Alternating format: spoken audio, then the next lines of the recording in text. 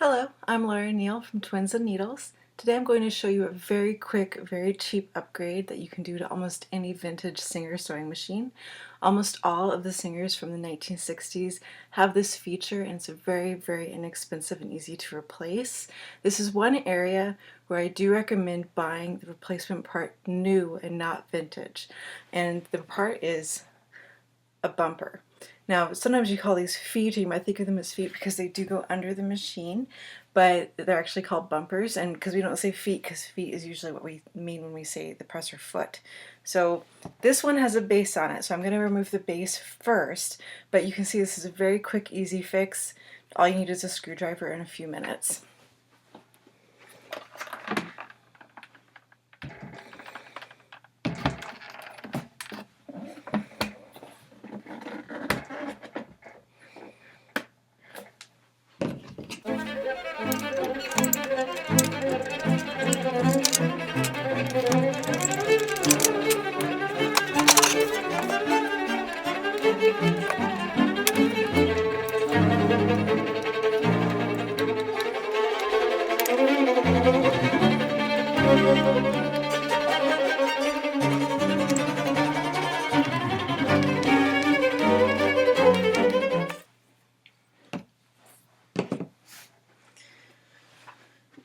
As you can see, that was pretty easy. Sometimes they're really stuck or really crumbly. It doesn't mean anything's wrong with the machine or anything's bad has happened to it. It's just one of those things.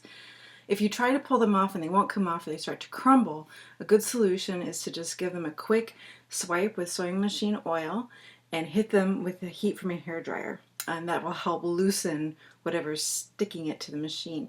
This part of the machine, I've never seen one that wasn't metal, so I'm not nervous at all about heating it up. If it were Bakelite, I'd be like, ooh, it's probably a little fragile, but it's almost always, we basically got rubber going to metal, so you're really safe hitting it with some heat. If you don't have a hairdryer or you don't want to use a hairdryer, some people do have success taking a machine like this that has a part that's a little stuck, again putting some sewing machine oil on it, and then putting it somewhere that's really warm, like say the inside of a car on a hot day. Leave it for about an hour. Anything that's stuck is hopefully going to come unstuck.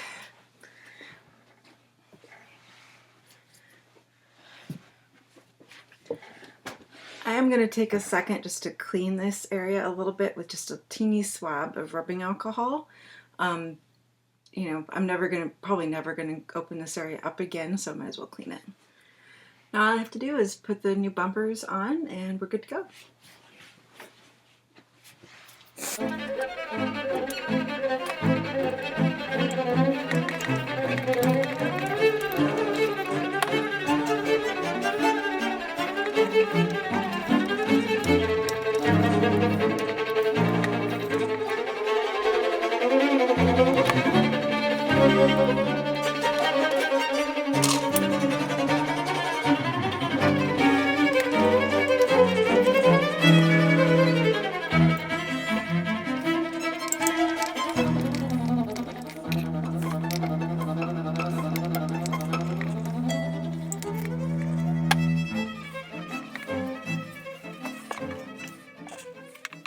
I don't know if you could see that, but when I first put these on, I screwed them in as far as they would go, and that actually caused them to bend and go a little, not a little cockeyed. Right, this one's still that way.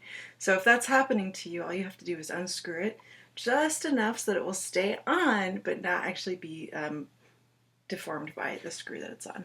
Why would you make this upgrade or this change if the feet are still in okay condition as mine were? You could see they were still intact. They weren't crumbling or falling apart, but they were very hard. And what happens with rubber is over time it does get hard. And the problem with that is that when I'm sewing with this machine on really hard bumpers, it rattles even more than it should. It's not the quietest machine in the world by any means, but having hard feet definitely made it worse. So now that I've got some soft bumpers on here, it's going to be a lot nicer to use.